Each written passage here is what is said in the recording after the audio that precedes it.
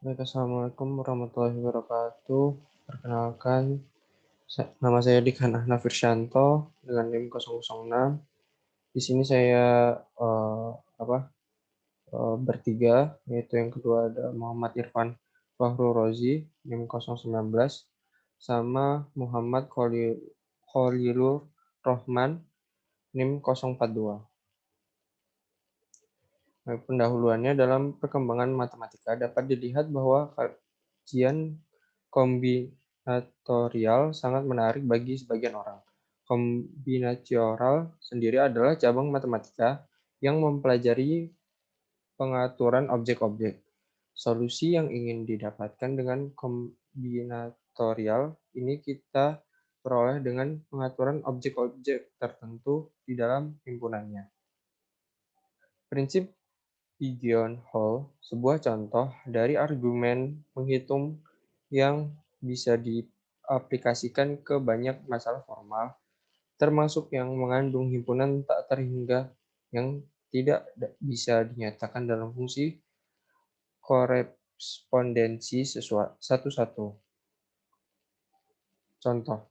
Salah satu contoh penggunaan dari prinsip ini adalah bahwa jika terdapat 8 mahasiswa yang akan menempati rumah dengan 7 kamar, maka ada kamar yang ditempati oleh paling sedikit 2 mahasiswa.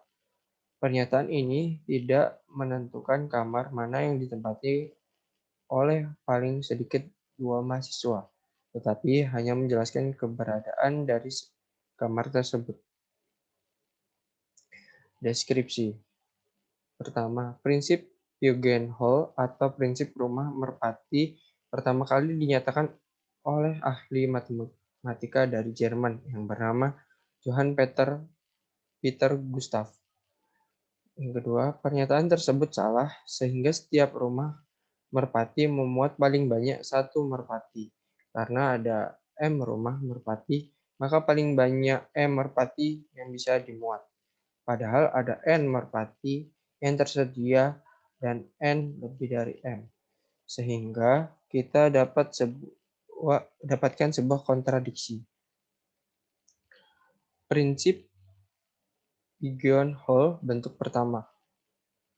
Jika N merpati ditempatkan pada M rumah merpati di mana N lebih besar dari M, maka terdapat rumah merpati yang memuat paling sedikit 2 merpati. Contohnya seperti gambar di bawah. Pembuktian. Untuk membuktikan prinsip pigeonhole, bentuk pertama ini kita gunakan kontradiksi. Misalkan kesimpulan dari pernyataan tersebut salah sehingga setiap rumah merpati memuat paling banyak satu merpati. Karena ada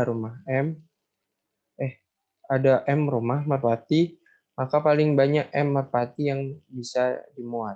Padahal ada N merpati yang tersedia dan N lebih besar dari M, sehingga kita dapat sebuah kontradiksi. Prinsip pigeonhole bentuk kedua. Jadi contohnya itu seperti berikut. Contohnya adalah ketua program studi pendidikan sastra informatika akan membuat kode mata kuliah untuk mata kuliah di bidang studi sastra informatika dengan cara apa? Tidak menambahkan 3 angka pada huruf yaitu K, T, dan M. Terdapat 51 mata kuliah yang harus diberi kode dan 3 angka yang harus ditambahkan pada huruf K, T, dan M. Jadi harus bergeser antara 101 sampai dengan 200. Ini menunjukkan bahwa terdapat paling sedikit 2 mata kuliah yang diberi kode angka berurutan. Next.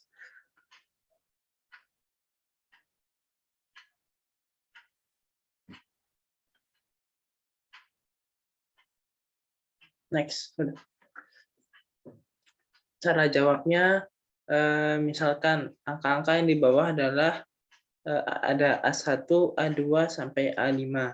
Jika angka-angka di atas gunakan bersama-sama dengan A1 tambah 1, A2 tambah 1, sampai dengan A5 tambah 1, maka terdapat 102 nomor yang berentang antara 11 sampai dengan 21.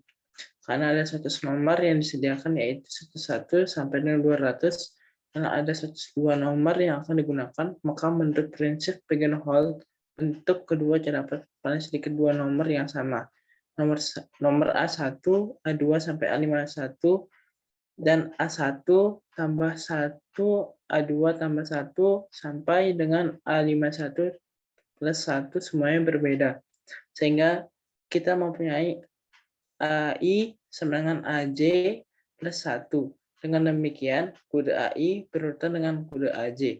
Prinsip pigeonhole ini, bentuk kedua ini dapat dinyatakan ke dalam bentuk yang lebih umum seperti pernyataan berikut ini.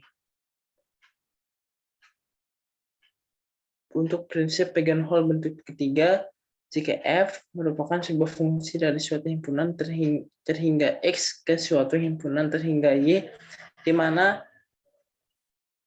X mutlak ini sama dengan N, Y mutlak sama dengan M dan D, N mempunyai sama dengan K, maka terdapat paling sedikit K anggota X1, X2 sampai SK2X, sedemikian hingga F X1 sama dengan F X2 sama dengan sampai F XK.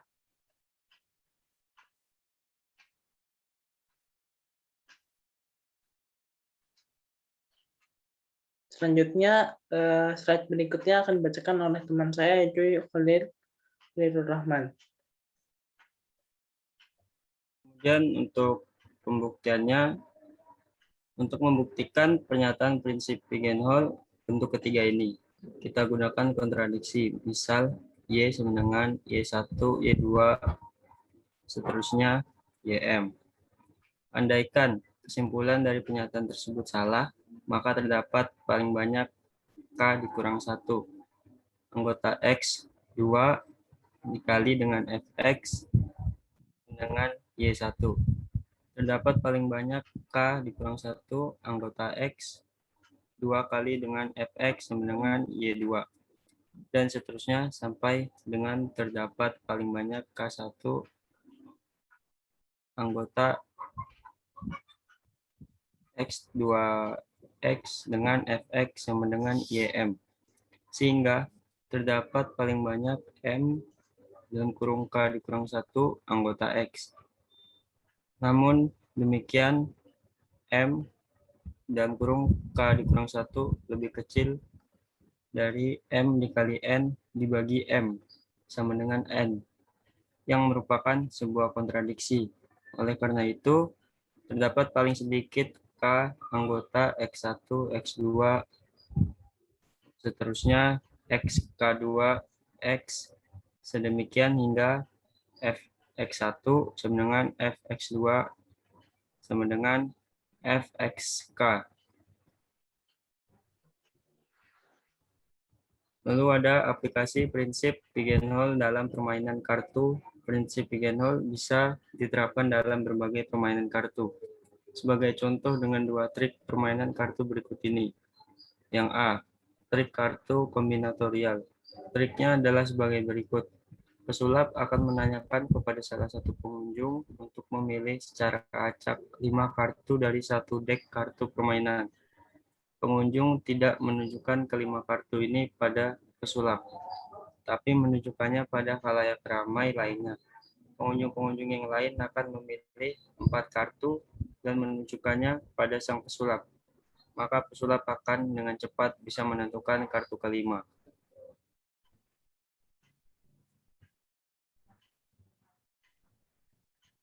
Trik and tripsnya, kartu-kartu akan dinomori secara melingkar dari 1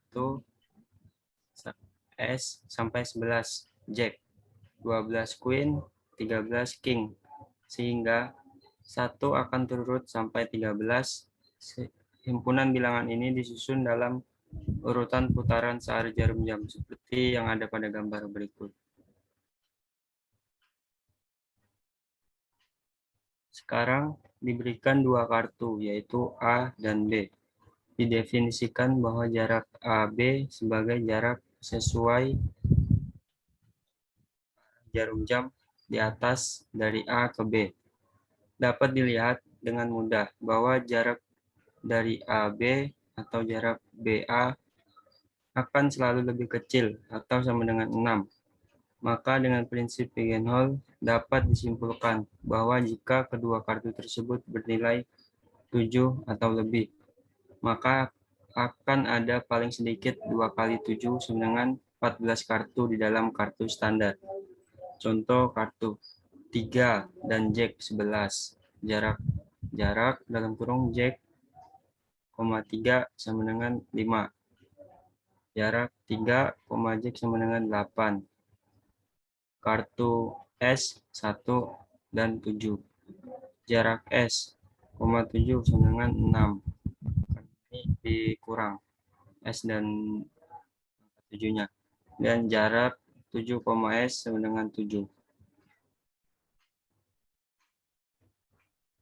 Kesimpulan, prinsip pigeonhole adalah bagian dari kajian teori matematika kombinatorial. Prinsip pigeonhole atau prinsip rumah merpati pertama kali dinyatakan oleh ahli matematika dari Jerman yang bernama Johann Peter Gustav Lejeune Dirichlet pada tahun 1834. Sehingga prinsip ini juga dikenal dengan istilah prinsip Cauchy-Dirichlet atau box dalam kurung or drawer principle. Prinsip pigeonhole yang pertama dapat dinyatakan dengan pernyataan berikut. Jika N merpati ditempatkan pada M rumah merpati, di mana N lebih dari M, maka terdapat rumah merpati yang paling sedikit 2 merpati. Prinsip pigeonhole yang kedua dapat dinyatakan dengan pernyataan berikut. Jika F merupakan sebuah fungsi dari suatu himpunan terhingga X ke suatu himpunan terhingga Y, dan mutlak X lebih besar mutlak Y, maka Fx1 sama dengan Fx2 untuk Bx2 2x, di mana X1 6 sama dengan X2. Prinsip pigeonhole yang pertama dapat dinyatakan dengan pernyataan berikut. Jika F merupakan sebuah fungsi dari suatu himpunan terhingga X ke suatu himpunan terhingga Y, di mana mutlak X sama dengan N, mutlak Y sama dengan M, dan Dn ini sama dengan K, maka terdapat paling sedikit K anggota X1, X2, seterusnya X3, 2X, sedemikian sama dengan Fxk. Prinsip pigeonhole dapat dipakai dalam berbagai macam aplikasi dan permasalahan, diantaranya masalah sehari-hari, masalah numerik, geometri, hingga contoh penggunaan prinsip pigeonhole permainan kartu. Saya kembalikan ke Dikhan.